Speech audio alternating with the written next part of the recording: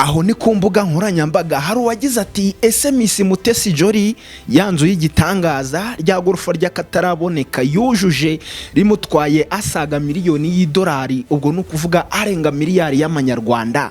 Ese haba harimo miliyoni 100 z'umuhanzi w'icyamamare w'umunya-Uganda Bebe Cool? Ni mu gihe ku rundi ruhande Mutesi Jolly nawe yaje atangaza ko agomba kujyana mu nkiko cyangwa se asa n'uteguza kujyana mu nkiko umuhanzi w'umunya-Uganda Bebe Cool amushinje ubutekamutwe. Ubundi ibi byatangiye bite? Ibi byaje bite kugera ubwo bibaye iciro ry'imigani cyangwa se bikomeje kugenda bisirikira hirya no hino ku mbuga nkoranyambaga, abantu babigarukaho cyane, nawe ugiye kubimenya cyane tubivuye muzi.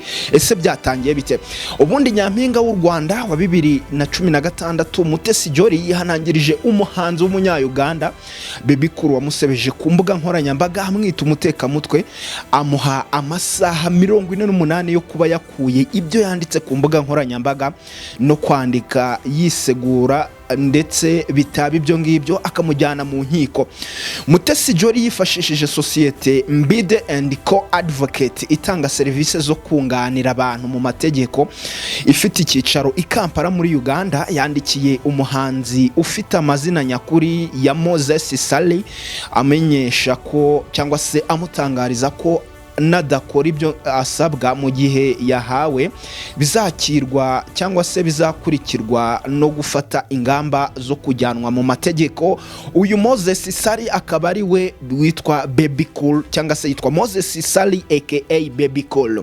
Kwa 16 Kamena 2026 nibwo Bebe Cool yanditse ku rubuga rwa X amagambo avuga ko Mutesi Jolly yamutekeye umutwe yitwaje u Rwanda n'ikipe ya Arsenal mu gihugu cyangwa se yo mu gihugu Bwongereza. Yanditse ati uyu mugore Jolly Mutesi uba mu Bwongereza kandi akunda gukurikirana imikino ya Arsenal yantekeye umutwe umwaka ushize yitwaje izina ry'u Rwanda n'ikipe ya Arsenal, none agarutse mu kindi gikorwa cy'injyana muntu ari gutegura. Ibi akibitangaza yagaragaje ubutumwa yandikiranye n'uwo yise Mutesi Jolly, ariko abakurikiranira hafi imbuga nkoranyambaga ntibyabatindiye kubona ko Bebe Cool yatekewe umutwe n'abakuru bwambuzi bushukana bwifashisha imbuga nkoranyambaga biyitirira ibyamamare. Kimwe mu byo bahise bashingiraho bemeza ko atari Mutesi Jolly bandikiranaga nuko nimero yagaragaje nk'iyamutekeye umutwe yari imaze igihe kingana n'umwaka ikoreshwa n'abambuzi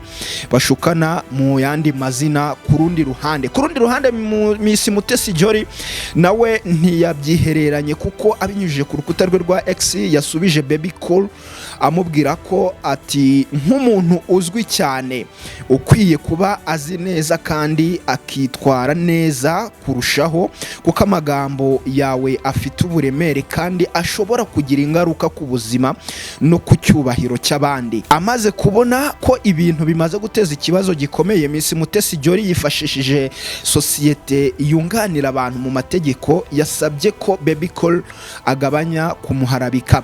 Muri rusange mu ibaruwa sosiyete cyangwa se mu ibaruwa sosiyete Mbide Co and Advocate yashyize hanze kuri uyu wa gatatu tariki ya 17 Kamena 2026 yagaragaje ko Bebe Cool yirengagije nkana ko uwamukoreye uburiganya ntahuriye na Mutesi Jolly, kuko nimero ye ya telefone ibaruye ku mugabo witwa Tumwine Daniel. Iyi baruwa yakomeje igaragaza ko mu kwezi k'Ukwakira 2024 Miss Jolly yashyize hanze itangazo risaba abamukurikira kuba amaso ntibagwe mu mutego w'abatekamutwe bamwiyitirira. Avuga ko nta na rimwe yigeze agirana imikoranire, ibiganiro cyangwa irindi sano hagati ya Bebe Cool ndetse no mu buryo bwari bwo bwose hagati ye n'uyu muhanzi Bebe Cool. Kubw'iyo mpamvu Jolly Mutesi arasaba Bebe Cool guhagarika gukwirakwiza ayo makuru y'ibinyoma amuharabika, gusaba imbabazi ku mugaragaro ndetse no gukuraho ibyo yatangaje yasabwe, kandi gutanga ibisobanuro by'aho yakuye ayo makuru mu gihe kitarenze amasaha 48. Ibaruwa isoza ivuga ko igihe ibyo yasabwe bitubahirijwe Mutesi Jolly azatanga cyangwa azatangira inzira z'amategeko kugira ngo arenganurwe ku byo yaharabitsweho ku izina rye. muri rusange. Ibi bisa nk'aho abantu bari batangiye kubyumva nabi, bagiye babisanisha n'igorofa cyangwa se babisamiye hejuru bavuga bati ese igorofa Mutesi Jolly yubatse haba harimo miliyoni 100 z'amanyarwanda y'uyu muhanzi Bebe Cool. Abandi bati ese ibi bintu bishoboka bite? Ese ibi bintu bundi kuba Bebe Cool we yakohereza amafaranga muri ubwo buryo angana gutyo muri rusange we atarahura n'umuntu batarabonana, ese byaba byaraturutse kuki? Ese aya mafaranga angana gutya uyu muhanzi we byaba biri kugenda bite? Bati ese ibi bintu Mutesi Jolly yabikora? Benshi bagenda bakomeza kugenda baba confused cyangwa se bibaza ibi bintu niba byaba. Bati ese uyu muhanzi Bebe Cool usanzwe umenyereye ibintu by'imbuga nkoranyambaga nk'umuntu w'icyamamare, se yatekerwa umutwe muri runo rwego? Ariko muri rusange amakuru agiye atandukanye turaza kugenda tuyakugezaho 5 kuri 5 tukwapudating. Ariko igihe hari nuko Mutesi Jolly yagaragaje ko ntahahuriye na bino bintu mu rwego rwo kuba yarengera izina rye, cyane ko avuga ko nta hantu yigeze abimenyera, ndetse muri rusange akaba ari uburyo bwo kugira ngo izina rye riharabikwe mu bintu ataze muri rusange. Ku rundi ruhande ikipe ya RDC bwa mbere mu mateka yabonye igitego mu gikombe cy'isi nyuma y'imyaka isaga 50 Repubulika Iharanira Demokarasi ya Kongo RDC ititabira igikombe cy'isi. Abanyekongo n'abashyigikiye cyangwa se n'abashyigikiye iyi mikino bishimira cyane cyangwa se bashimishijwe cyane na Yoane Wissa wabahesheje igitego cya mbere mu mateka y'iryo rushanwa. Ni igitego cyo kwishyura Wissa yatsinze ku munota 49 w'igice cya mbere cy'umukino wahuje RDC ndetse n'ikipe ya Portugal. Byintu byari bigoranye cyane kubona Cristiano Ronaldo ndetse n'ikipe yo mu burasirazuba bwa Afrika muri rusange kuri wa 17 Kamena 2026. Ni nyuma yaho Joao Neves atsindiye Portugal igitego cya mbere ku munota wa 6. Ibintu byatumye abanyafrika cyangwa se abari bashyigikiye Repubulika Iharanira Demokarasi ya Kongo ku munota wa 6 byatumye bibaza bati ese biraza kugenda bite?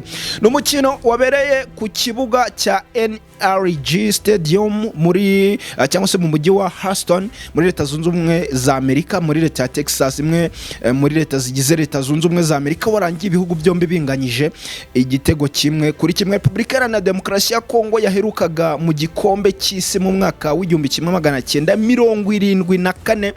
Icyo gihe yari icyitwa Zaire, inaba igihugu cya mbere giherereye munsi y'ubutayu bwa Sahara cyari cyitabiriye irushanwa rikomeye kurusha ayandi ku isi yose y'umupira w'amaguru. Ubwo RDC yitabiraga iri rushanwa muri uyu mwaka yakinnye imikino 3 yose iyitsinda. Icyo gihe itsinda rya mbere ryabaga rigizwe cyangwa se itsinda ryabaga rigizwe n'ibihugu bindi mu gihugu kigakinamo imikino 3 buri gihugu. Mu mikino bakinnye yabahuje cyangwa se bahuye na Netherlands ibatsinda ibitego 2-0. Sweden ibatsinda ibitego 9-0, naho Brazil ibatsinda ibitego 3-0. Gutsindwa imikino yose byayibujije gukomeza mu kindi cyiciro muri rusange ubwo yaherukaga muri iri irushanwa. Ibyo wamenya kuri Yoane Wissa watsindiye iki gitego Repubulika Iharanira Demokarasi ya Kongo RDC, igitego cya mbere. Wissa yavutse mu kwezi kwa 3 Nzeri 1996 avukira mu gace ka Epinay-sur-Seine cyangwa se Senari mu Bufaransa, aho yatangiriye gukina umupira w'amaguru afite imyaka 10 mu ikipe y'abana ya Chateau Academy cyangwa se Château Academy. Mu mwaka w'2016 nibwo yinjiye mu ikipe nkuru ya LB Château mu Bufaransa. Ababyeyi be ni abimukira bakomoka muri Repubulika Iharanira Demokarasi ya Kongo. Ntibigeze bakunda kugaragara mu itangazamakuru, nubwo we avuga ko abashyigikiye cyangwa se bamushyigikiye mu rugendo rwe rwa ruhago. Yakiniye amakipe yo mu Bufaransa nka Château kuva mu mwaka w'2010 2015 kugeza mu mwaka w'ibihumbi 2016, Angelisco kuva mu bihumbi 2016 kugeza mu mwaka w'ibihumbi 2018, nyuma yerekeje muri Laval atijwe mu mwaka w'ibihumbi 2017. Uwo mukinnyi nyuma yaje gukina muri AC Ajaccio mu mwaka w'ibihumbi 2017 kugera 2018, yerekeza muri FC Lorient kuva mu mwaka w'ibihumbi 2018 kugera mu mwaka w'ibihumbi 2021, aribwo yahise yerekeza muri Brentford yo mu Bwongereza kuva 2021 kugeza 2025. Nibwo yerekeje muri Newcastle United anakinira kugeza ubu ngubu sahingiye.